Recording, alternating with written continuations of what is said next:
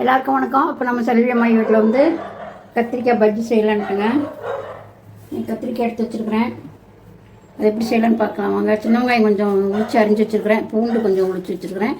கொஞ்சம் கறிவேப்பிலை, கொஞ்சம் வரமிளகாய் கிள்ளி வச்சுருக்கிறேன். தக்காளி வெட்டிக்கலாம்.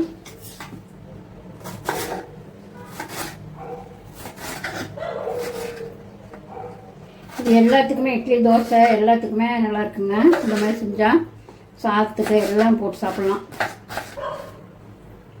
எல்லாத்துக்குமே இந்த டிஷ்ஷு நல்லாயிருக்கும்.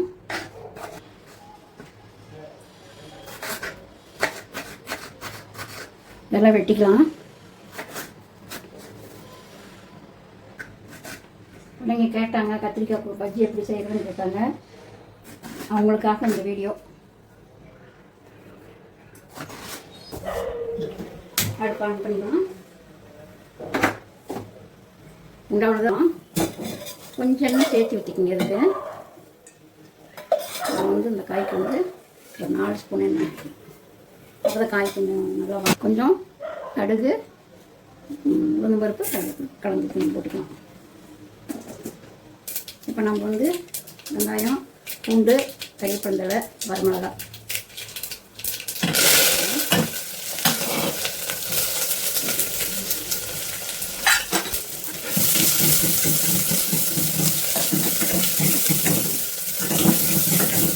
நல்லா வதங்கிட்டோம்.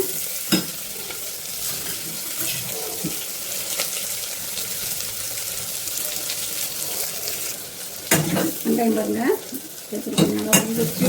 காய்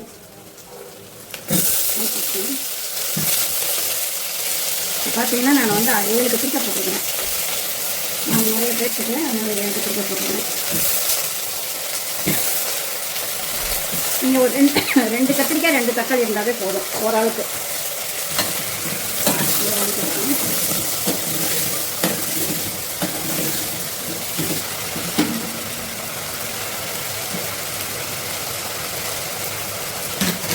கொடுத்துக்கலாம்.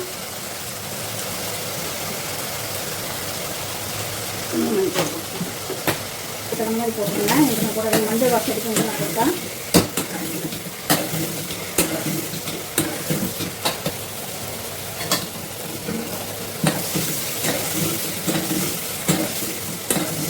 இந்த டைமில் வந்து தக்காளி போட்டுக்கலாம்.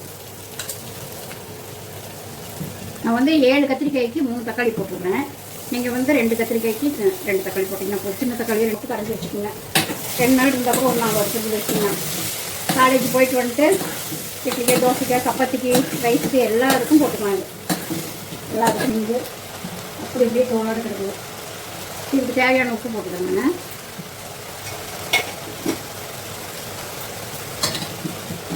நல்லா கலரி வச்சேன். நல்லா வேவும். அப்போ தான் அந்த இது கத்திரிக்காயும் தக்காளி வணங்கி வேவும்.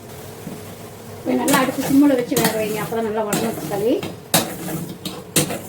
பாருங்க மூடி வைக்கலாம். 1 நிமிஷம்.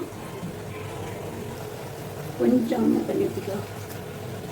நான் இதில் 1 டம்ளர் தண்ணி ஊற்றிருக்கிறேன். நீங்கள் கொஞ்சமாக ஒரு 1/4 டம்ளர் ஊற்றுனீங்கன்னா போதும். கொஞ்சமாக அந்த காய் அப்படியே வேகிற அளவுக்கு ஊற்றுனீங்கன்னா போதும். பாருங்க இதான் காய் மேலே அளவுக்கு தான் ஊற்றிருக்கிறேன். நான் இந்த அளவுக்கு ஊற்றினா போதும். அப்புறம் கொஞ்சம் கெட்டியாக கிடைக்க முடியாது. நல்லா ஒரு 10 நிமிஷம் வேகட்டும். பாருங்க 10 நிமிஷம் நல்லா காய் வெந்துருச்சு. காய் வெந்துருச்சு. உங்களுக்கு கடையிறது இப்போ வந்து இந்த டைமில் பார்த்தீங்கன்னா நான் சும்மா கொஞ்சமாக இவ்வளோ காய்க்குமே வந்து ஒரு சின்ன நெல்லிக்காய் சைஸ் அளவு தான் புளி போடுறேன். ஏன்னா நம்ம தக்காளி போட்டுருக்கோம்ல, அதனால புளி கொஞ்சமாக போட்டுங்க. கொஞ்சம் புளி போட்டால் கெடாது, குழம்பு கெடாது. நல்லா கொஞ்சம் ருசியாக இருக்கும். அந்த புளிப்பு கொஞ்சம் தூக்கி ருசியாக இருக்கும். புளி போட்டு ஒரு 2 நிமிஷம் பாருங்க. குழம்பு ரெடி ஆயிடுச்சு. நல்லா வெந்துருச்சு. பாருங்க குழம்பு நல்லா வெந்துருச்சு. அது இல்லை அப்படின்னா அப்படி கரண்டிலேயே நல்லா சட்டியில் இப்படி பண்ணி விட்டிங்கனாவே அதே நல்லா வந்துடும். அப்படி இல்லை உங்களுக்கு எதுவும் செய்ய தெரியல அப்படின்னா மிக்சியில் போட்டு சும்மா ஒரே திருப்பு இப்படி திருப்பிங்கன்னா போதும். ரொம்ப ஓட்டிடாதீங்க, சட்னி மாதிரி ஆயிரும். இப்போ கத்திரிக்காய் சட்னி ஆயிரும். இது கொஞ்சம் காயும் தக்காளி பண்ணுறதை சாப்பிட நல்லாயிருக்கும். சாப்பிட கரண்டிலேயே நல்லா இப்படி மசிச்சு வச்சுக்கலாம். சட்டியில் போட்டு நல்லா மசிச்சு விட்டிங்கன்னா கொஞ்சம் நல்லா வேக விட்டிங்கனாவே போதும். அதே இதாயிரும். இது இதை வந்து வேறு பாத்திரத்துக்கு மாற்றி வச்சுக்கோங்க. பாருங்கள், கத்திரிக்காய் குழம்பு சூப்பராக ரெடி ஆகிடுச்சு. இந்த மாதிரி செஞ்சு பாருங்கள், பிள்ளைங்களுக்கு வந்து ரொம்ப ஈஸியாக இருக்கும். இந்த மாதிரி செஞ்சு வச்சுட்டிங்கன்னா ஃப்ரிட்ஜில் வச்சுட்டிங்கன்னா 2 நாளைக்கு இருந்தால் கூட கிடையாது. காலேஜ் போய்ட்டு நீங்கள் அதை யூஸ் பண்ணிக்கலாம்.